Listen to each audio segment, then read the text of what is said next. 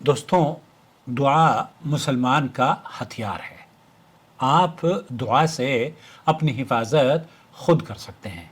आप देख रहे हैं नू टीवी जद्दा और मैं हूं आपका दोस्त, आपका होस्ट मोहम्मद आकिल जद्दा से, ममलकत सऊदी अरब। आज मैं आपको एक ऐसी दुआ के बारे में बताने जा रहा हूं जो नबी करीम सल्लल्लाहु अलैहि वसल्लम ने दुश्मनों के मुकाबले में पढ़ी थी और जिसके अल्फाज दिल को ताकत, हौसला, हिम्मत और राहत अता फरमाते हैं। ये दुआ सही बुखारी मुस्लिम में मौजूद है और उसके अल्फाज आप याद कर लें। अल्लाहुम्मा मुंज़िल किताब सरी अल हिसाब एहज़िम अल अहज़ाब अल्लाहुम्मा हज़िमहुम व ज़लज़िलहुम। ए अल्लाह, किताब को नाजिल करने वाले, जल्द हिसाब लेने वाले उन लश्करों को शिकस्त दे। ए अल्लाह, उनको शिकस्त दे और इनके कदम डगमगा दे। दोस्तों, ये वो दुआ है जो नबी करीम सल्लल्लाहु अलैहि वसल्लम ने ग़ज़वा खंदक के मौके पर पढ़ी थी, जब मदीना पर दुश्मन कबाइल ने हमला किया था। उसी वक्त सहाबा कराम शदीद आज़माइश में थे, लेकिन आप अलैहिस्सलाम ने अल्लाह से मदद मांगी और अल्लाह ने दुश्मनों को शिकस्त अता फरमाई।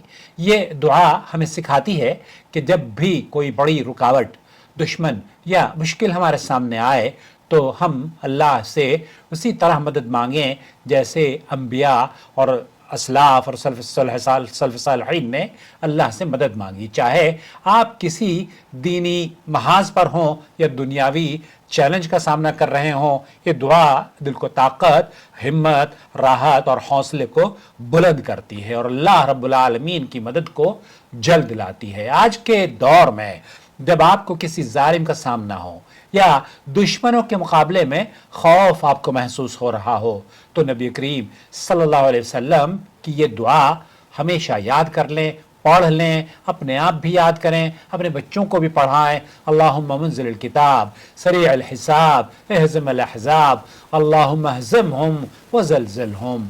कुरान करीम अल्लाह ताला फरमाता है वकफ़ा बिल्लाहि नसीरा, और अल्लाह ही मदद के लिए काफ़ी है। तो दोस्तों, भाई और बहनों, इस दुआ को याद कर लीजिए और अपनी ज़िंदगी के हर मैदान में, हर मुश्किल में इसे पढ़िए। अगर आप चाहते हैं कि मैं अगली वीडियो में आपको ऐसी मज़ीद ताकतवर दुआएं सिखाऊं, तो कमेंट में ये लिखिएगा, जी हाँ, मज़ीद दुआएं बताएं।